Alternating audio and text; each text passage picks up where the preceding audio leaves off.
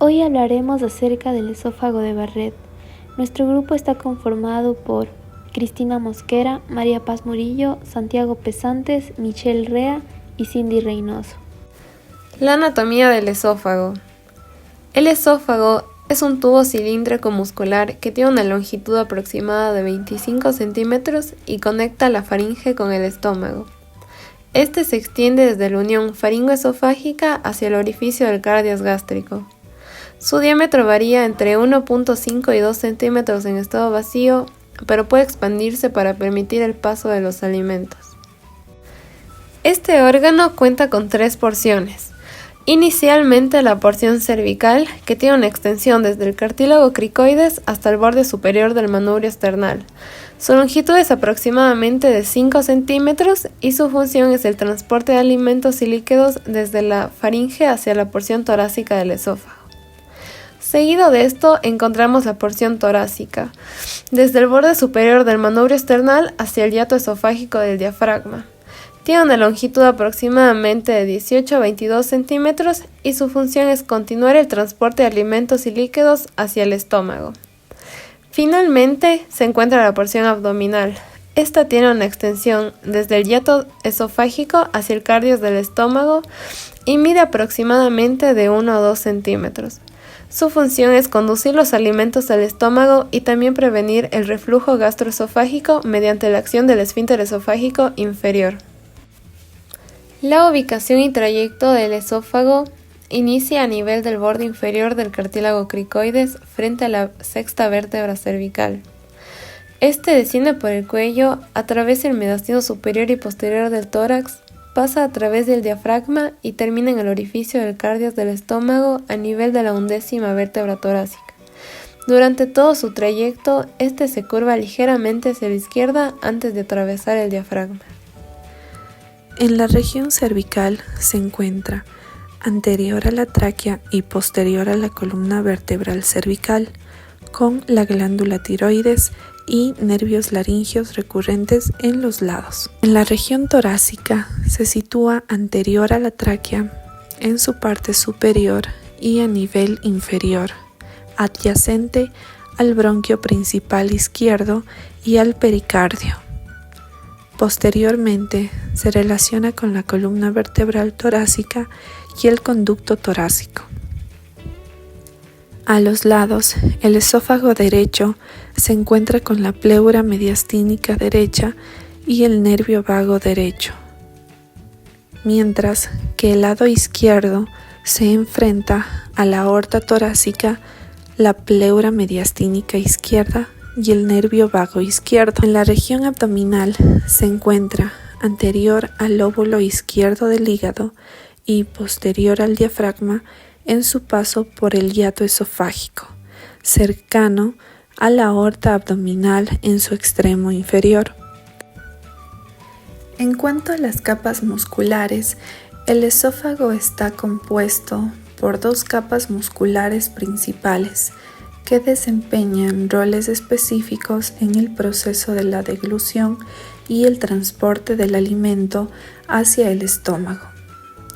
La capa muscular circular interna es responsable de la contracción que genera movimientos peristálticos, moviendo de manera eficiente el bolo alimenticio a lo largo del esófago. La capa muscular longitudinal externa facilita la contracción y elongación del esófago, permitiendo la adecuada manipulación del alimento en su trayecto hacia el estómago. En cuanto a la composición de esta capa muscular externa a lo largo de la longitud del esófago, se observan variaciones significativas. En el tercio superior predominan las fibras del músculo estriado voluntario. En el tercio medio hay una combinación de músculo estriado voluntario y músculo liso, mientras que en el tercio inferior la capa muscular está mayoritariamente compuesta por músculo liso, adaptándose así a las necesidades funcionales específicas de cada segmento esofágico durante el proceso de deglución y transporte alimentario. El esófago es un órgano que posee dos esfínteres o válvulas, los cuales están encargados de bloquear o permitir el paso de los alimentos ingeridos. El primero, el esfínter esofágico superior. Este se encuentra en la porción proximal del esófago, después de la faringe, específicamente en la unión de la laringofaringe y el inicio del esófago. Este está conformado por dos músculos, el músculo cricofaringeo y el músculo constrictor inferior de la faringe. Este esfínter se encarga de controlar el paso de los alimentos ingeridos desde la faringe hacia el esófago y evitar la entrada del aire del mismo con el apoyo del cartílago epiglótico de la laringe. El esfínter se abre al momento de permitir el paso del alimento y se cierra de manera inmediata. Luego tenemos al esfínter esofágico inferior, el cual se encuentra en la parte distal del esófago en su última porción y en donde se halla proximal a la unión con el estómago, formado principalmente por músculo liso a diferencia del esfínter esofágico superior. El inferior, tiene una función muy importante al momento de permitir el paso de comida hacia el estómago, pero cerrándose de manera súbita para poder así evitar el reflujo gastrointestinal del contenido estomacal de vuelta hacia el esófago. El esófago, a lo largo de sus 25 centímetros de longitud, nos presenta tres estrechamientos a diferentes distancias tomando como referencia los dientes incisivos. El primero de ellos es el estrechamiento cervical, o también esfínter esofágico superior. Este se da en su inicio, en la unión faringoesofágica, aproximadamente a unos 15 centímetros de los incisivos, provocada por el músculo cricofaringeo. Luego tenemos el estrechamiento torácico, o broncoaórtico, que es un estrechamiento compuesto provocado en primer lugar por el cruce del arco de la aorta, y en segundo lugar por el bronquio principal izquierdo. El primero de ellos a 22.5 centímetros de los incisivos y el segundo a 27.5 centímetros. El primero se puede apreciar en proyecciones anteroposteriores y el segundo en proyecciones laterales. Y por último tenemos el estrechamiento frénico o diafragmático, donde pasa a través del hiato esofágico del diafragma aproximadamente a unos 40 centímetros de los incisivos. La irrigación de la porción cervical del esófago proviene principalmente de ramas de las arterias tiroideas inferiores, las mismas que son ramas de la arteria subclavia. En cuanto a la porción torácica del esófago, esta recibe su suministro de sangre de las ramas esofágicas de la aorta torácica. En la porción abdominal, el esófago está irrigado por ramas de la arteria gástrica izquierda, la misma que es una rama del tronco celíaco, y por la arteria frénica inferior izquierda. El drenaje venoso de la porción cervical del esófago es realizado principalmente por las venas tiroideas inferiores. En cuanto a la porción torácica, esta es drenada por las venas esofágicas, las mismas que desembocan en el sistema ácigos, una red de venas que drena la pared torácica y las estructuras mediastínicas, llevando la sangre hacia la vena cava superior. La porción abdominal del esófago es drenada por la vena gástrica izquierda, que a su vez drena en el sistema portal. El esófago de Barrett es una condición patológica que surge como una complicación de la enfermedad por reflujo gastroesofágico crónico. Esta condición se caracteriza por el cambio del epitelio de revestimiento esofágico distal, plano estratificado sin queratina, presente en condiciones normales, por un epitelio cilíndrico con células caliciformes. Se caracteriza por cambios macroscópicos distintivos visibles durante la endoscopía, incluyendo una coloración rojiza, textura terciopelada y desplazamiento de la unión gastroesofágica. El esófago de Barrett se localiza típicamente en el esófago distal.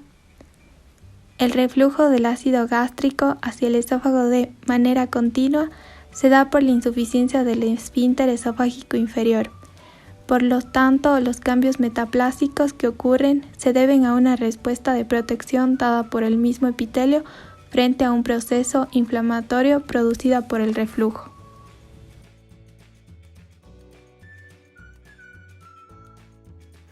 Para diagnosticar el esófago de Barrett se manejan métodos con endoscopía, entre ellos la terapia con plasma de argón, la resección endoscópica de la mucosa, la disección submucosa, la crioterapia, la terapia fotodinámica y más recientemente la ablación por radiofrecuencia. Sin embargo, es crucial realizar biopsias que demuestran la presencia de células caliciformes en la metaplasia que recubre el esófago distal, ya que la imagen endoscópica puede no resultar suficiente para diferenciar de manera precisa esta enfermedad de otras patologías, lo que nos podría llevar a diagnósticos erróneos. La mayoría de las guías profesionales requieren la identificación de metaplasia intestinal para confirmar el diagnóstico de esófago de Barrett, debido al mayor riesgo de adenocarcinoma esofágico asociado. Se recomienda que la longitud mínima de la mucosa columnar para el diagnóstico sea de al menos 1 centímetro y se aconseja limitar las biopsias endoscópicas en pacientes con una línea Z de apariencia normal o irregular, evitando así biopsias rutinarias en ausencia de anormalidades mucosas visibles para mejorar la eficacia del manejo clínico y reducir costos y riesgos innecesarios para los pacientes.